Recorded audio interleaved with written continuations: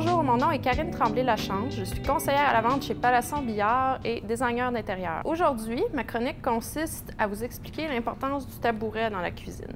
Souvent, c'est l'élément qu'on choisit en dernier une fois après avoir rénové toute notre cuisine. Avant de venir en magasin, il y a quelques petits conseils qui seraient préférables d'appliquer.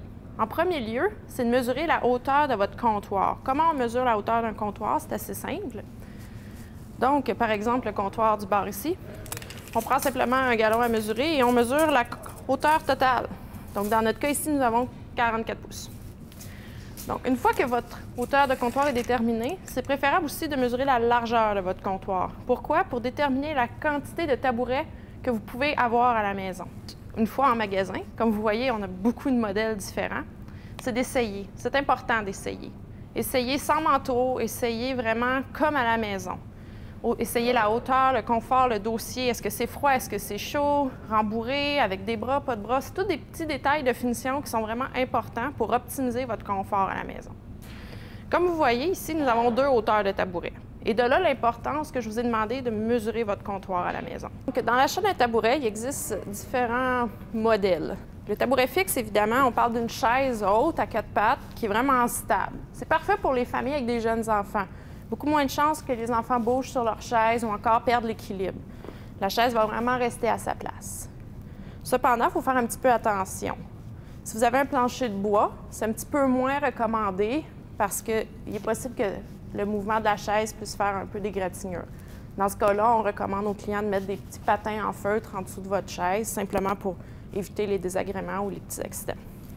Il existe aussi les tabourets pivotants. C'est vraiment l'option la plus préférable. L'avantage, c'est que vous n'avez pas à bouger votre chaise pour vous asseoir dessus. Vous faites simplement la tirer, vous vous installez, puis vous vous replacez. Dans les tabourets pivotants, il existe 2 modèles. Il y a le modèle classique, qui est un pivot standard. Le pivot standard va bien tourner, mais vous devez vous-même le replacer.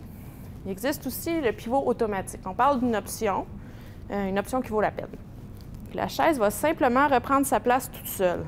C'est vraiment pratique avec les ados parce que vos chaises vont toujours se replacer à la bonne place. Vous n'aurez jamais à leur demander de replacer la chaise qui est restée tout croche. Comme dernier conseil, je crois que c'est bien important de choisir le tabouret non seulement en fonction du devant, mais aussi du derrière. Pourquoi?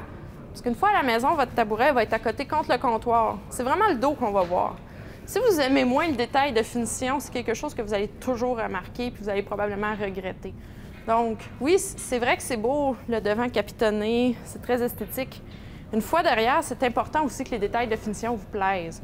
Je vous invite à venir en magasin, évidemment, pour voir toute notre sélection. Vous allez voir, c'est la plus belle sélection à Montréal. Parole de designer. Merci, bonne journée.